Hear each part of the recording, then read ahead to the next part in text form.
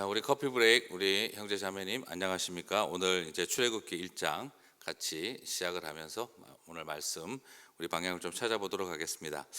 자, 이제 오늘 출애굽기 1장은 이스라엘이 출애굽을 하게 되어진 그 배경 여러 가지 설명들이 나오고 있죠. 그래서 특별히 1장 1절부터 7절 사이를 보게 되면 그곳에 있었던 유대인들의 12지파에 대한 소개가 간단하게 나오고 특징적인 것은 7절에서 이스라엘 자손은 생육하고 불어나 번성하고 매우 강하여 온 땅에 가득하게 되었더라. 자, 이것 자체가 분명히 축복이었지요. 그리고 이방 땅에 들어가서 자기 민족을 형성하게 되어주는 중요한 역할을 바로 이 이집트에서 하고 있었다는 것을 발견하게 됩니다. 자, 여기까지는 뒤를 이어서 잘 되어 가던 이야기인데 이제 8절부터 전환점을 마련하게 되죠. 자, 8절부터 일어나는 전환점이 뭔가를 한번 살펴보시게 되기를 바랍니다. 자, 이번 커피 브레이크부터는 제가 설명을 다 드리는 것보다는 좀 살펴볼 방향성만 좀 제가 설명드리도록 하려고 하는데요. 자, 요셉을 알지 못하는 새 왕이 일어나 애굽을 다스리더니, 자, 우리 요것에 대해서 한번 주목해서 살펴볼 필요가 있겠습니다. 요셉을 알지 못하는 새 왕이 일어났다. 자, 그것이 무엇을 말하는 걸까? 자, 이것은 여러분이 충분히 어떤 방향, 제가 지난번 서론을 이야기할 때도 말씀을 드렸습니다만 정치적 격변이 있었다라는 것이죠. 소위 말해서 정권의 변화, 왕조의 변화를 예상해 볼 수 있을 만한 대목이죠.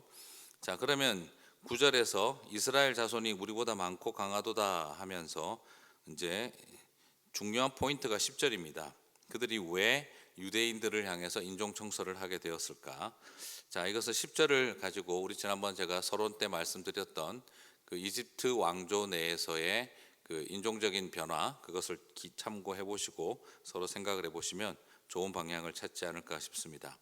그래서 11절에서 그들이 보면 무엇을 하는지를 살펴보시면 성을 건축을 하고 있죠.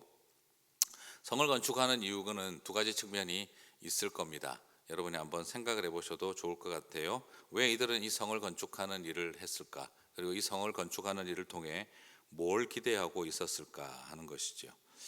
자, 그래서 결국 이들이 굉장히 심각한 여러 가지 일들을 펼쳐가면서 많은 고통과 어려움들을 유대인들에게 던져주게 되어집니다.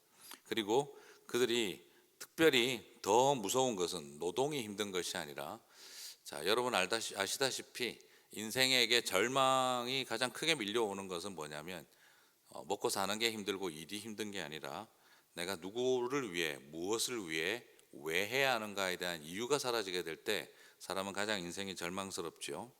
자, 오늘 여러분은 이 본문에서 두 가지 종류의 절망이 임하는 것을 보게 되는데, 첫 번째는 왕이 바뀌어서 고통스러운 노동이 시작되었다와, 그리고 15절부터 살펴보시게 되면 두 번째 이 유대인들을 절망하게 하는 일은 바로 대를 이어갈 수 없게 만드는 인생의 절망이었다는 거죠.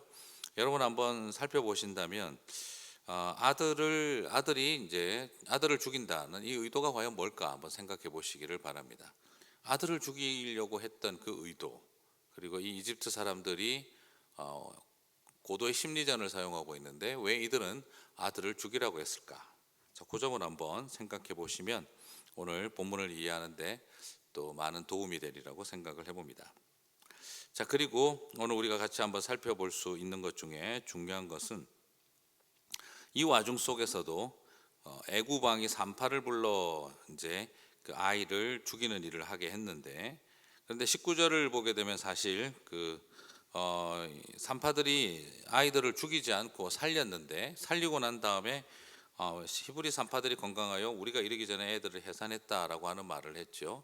자, 여기 여러분 이게 뭐 그대로 본다면 이게 거짓말이라고도 말할 수 있는데, 자, 여러분 이런 상황 다시 말씀드리면 파라오의 명령을 거부한 히브리 산파들, 자, 이걸 어떻게 우리가 이해할 수 있을까 하는 부분을 여러분이 한번 생각해 보는 것도 좋을 것 같습니다.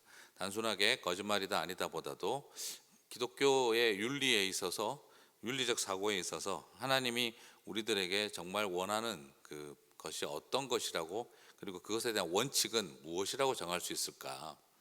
자, 우리는 그것을 한번 생각해 볼 필요가 있습니다. 자, 그리고 이런 상황에 대해서 우리가 또 하나 중요하게 생각해야 하는 것이 바로 거기에 있죠. 인간에 대한 생명 존중이라고 저는 봐집니다. 그런데 오늘 여기서 우리가 발견하는 것처럼 사실 히브리 산파가 하나님 앞에 예배를 잘 드렸다. 그리고 하나님 앞에 훌륭한 신앙적 업적을 쌓았다. 이런 것은 없습니다. 히브리 산파들이 한 일은 왕의 부당한 명령을 거부하고 생명을 살리는 일에 주목했다는 것이죠. 자, 생명을 살리는 일을 한 것을 21절은 뭐라고 묘사하고 있는지를 한번 살펴보겠습니다. 그렇게 살펴보시게 되면 분명코 하나님을 경외하는 일이었다라고 말하고 있죠. 그래서 여기서 우리가 한번 보는 것은 남자 아이들을 살리는 것과 그리고 하나님을 경외하는 것은 우리는 어떤 상관관계로 이해하는 것이 좋을까? 오늘 우리가 혹시 예배적인 삶, 하나님을 경외하는 삶과 그리고 또한 생명 살리는 이야기를 우리는 어떻게 균형을 맞추고 있는가를 한번 생각해 볼 필요가 있겠습니다. 오늘 이것 상관관계를 한번 생각해 보시면서 남자아이들을 살리는 것을 왜 하나님을 경외하는 일로 그렇게 여기셨을까? 우리가 그것을 한번 생각해 본다면 우리 하나님의 관심이 어디에 있는가를 다시 한번 볼 수가 있습니다. 자, 오늘 우리가 이렇게 쭉 내용들을 전체적인 큰 맥락들을 한번 살펴보았는데요. 우리가 한번 고민해 볼 만한 내용들이 굉장히 많이 있습니다. 정말 하나님께서 우리들에게 원하고 계시는 것이 무엇인가에 대한 질문을 던지게 되어지죠. 바로 이 고통과 절망의 시대, 야만의 시대, 생명에 대한 존중이 사라지고 인종 청소가 정당화되어지고 철저한 이 자기 민족 중심주의. 오늘 여기서도 살펴보게 되지만 포비아라고 하는 이 굉장히 서로를 향한 이 두려움이 존재하고 있죠.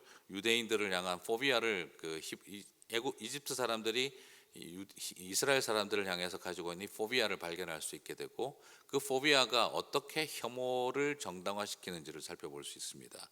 그래서 이 포비아가 혐오를 만들고 그 혐오가 배제를 정당화시키는 거죠. 여기에서 나그네에 대한 어떤 hospitality, 그들을 향해서 이 접대하고 대접하고 그리고 그들을 환대한다라고 하는 이 환대의 개념이 사라져 있는 것을 보게 되어지죠. 자, 이런 상황 속에서 하나님을 경외한다는 것은 무엇을 의미하는가? 하나님을 경외한다는 것이 가지고 있는 의미는 무엇인가를 다시 한번 생각해 볼 수가 있겠습니다.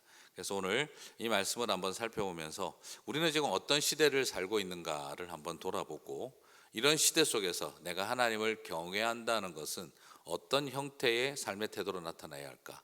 제일 중요한 저는 적용이라고 생각합니다. 이런 야만의 시대, 인종 청소의 시대, 포비아와 혐오와 배제가 정당화되어져 가는 시대 속에서 나는 하나님을 경외하는 자가 된다는 것은 무엇을 의미하는 것일까? 오늘 그 질문을 한번 던지시면서 오늘 말씀에 대한 심각한 또 진지한 묵상과 고민이 있게 되시기를 바랍니다.